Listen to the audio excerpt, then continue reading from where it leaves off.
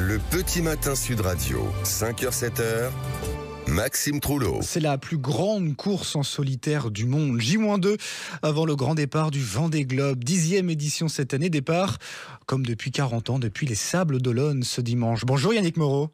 Bonjour. Merci d'être notre invité ce matin sur Sud Radio. Vous êtes le maire des Sables d'Olonne. Ce n'est pas votre premier Vendée Globe, si je crois bien, mais j'imagine on ne s'en lâche jamais, monsieur le maire.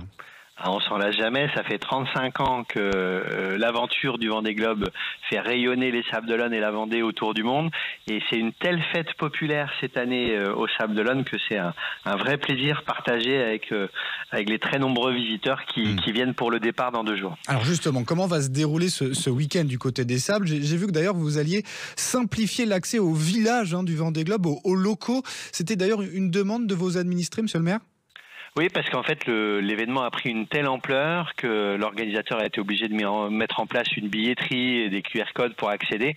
Et évidemment, c'est logique parce qu'il faut pouvoir gérer des flux très importants. On va sans doute dépasser le million de visiteurs sur le village du Vendée Globe au cours de son ouverture. Mais du coup, les locaux, les Sablais qui avaient l'habitude de venir plusieurs fois par semaine, voire plusieurs fois par jour, prendre un café, respirer un petit peu l'air vivifiant des pontons, sortir le soir, parce qu'il y a un bar très animé le soir, eux étaient frustrés de devoir s'astreindre à une inscription sur le web. Donc pour eux et pour les riverains, c'est beaucoup plus simple et du coup la fête est plus belle pour tout le monde. Alors ce village, il est déjà ouvert. Combien de temps pourra-t-on en profiter ?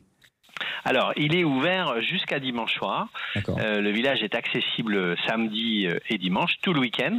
En revanche, le ponton, lui, malheureusement, est fermé le samedi et le dimanche matin parce que c'est les derniers préparatifs. Vous savez, les skippers embarquent sur leur bateau les produits frais, les salades, les oranges qui font le tour du monde avec eux. Et c'est les au revoir aussi aux proches, à la famille. Et donc, malheureusement, les visiteurs peuvent accéder au ponton du Vendée Globe jusqu'à vendredi soir, mais pas le samedi. Et le ponton réouvre le dimanche après-midi, mais les bateaux sont plus là, donc l'intérêt n'est pas le même. En revanche, le village, lui, et toutes les animations sont présentes et sont ouvertes au public tout le week-end jusqu'au dimanche soir. Et le village est très très beau cette année. Oui. On a vraiment de la chance. Le département a fait les choses bien. On a un très joli village, très animé, et donc ça reste un endroit incontournable pour les amoureux du Vendée Globe et les amoureux de l'aventure au large. Et il y a toujours cette question, malheureusement, de la sécurité. Comment vous allez prévoir cette sécurité, notamment autour de ce village et du grand départ, donc dimanche ?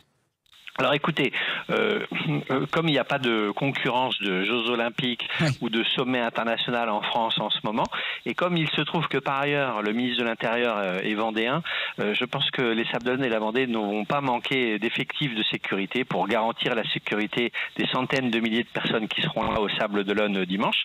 Le sujet de la sécurité pour le départ du Vendée Globe, c'est plus d'ailleurs un sujet de sécurité en mer, parce que vous avez des centaines de bateaux qui sortent pour voir le départ en mer, et c'est presque 7-8 000 personnes qui sont sur l'eau en baie des Sables d'Olonne, et donc le sujet c'est qu'il n'y ait pas de problème en mer entre les bateaux et qu'il n'y ait pas d'incident avec les bateaux de course pour qu'ils ne soient pas endommagés avant un tour du monde de 80 jours autour de la planète, quoi. Alors question sur cette 10e édition d'ailleurs, vous le disiez, vous attendez du monde notamment autour de ce village du Vendée Globe, mais il y a un dernier sondage qui révèle que seulement 35% des Français vont s'intéresser à la course. C'était quand même 47 et 48% sur les éditions précédentes, mais c'est pas quelque chose qui vous inquiète vous en tant qu'élu, Pas du tout, en fait, si vous voulez, il y a une concurrence déloyale de Kamala Harris et de Donald Trump qui truste toute l'actualité, alors que l'actualité du Vendée Globe est sans doute beaucoup plus importante pour les Français que les élections américaines.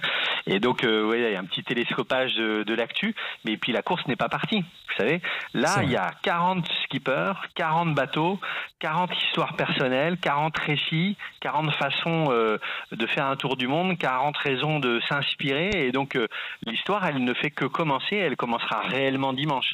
Si on fait le sondage dans 1 mois, dans 2 mois, dans 3 mois, vous verrez que le résultat ne sera pas du tout le même. Et on suivra ça bien évidemment sur Sud Radio avec une arrivée aux alentours de début janvier, en fonction des plus rapides. Autour du 20 janvier, voilà. à peu près, le 1er, c'est ça. Voilà, merci beaucoup, merci infiniment Yannick Moreau. Merci et bienvenue aux Sables d'Olonne quand vous voulez. Mais c'est ce que j'allais dire, vous êtes donc le maire des Sables d'Olonne et vous pouvez vous rendre donc du côté des Sables d'Olonne dès maintenant si vous le souhaitez, si vous le pouvez, et au moins pour ce week-end et donc pour le grand départ dimanche prochain. Merci beaucoup Yannick Moreau.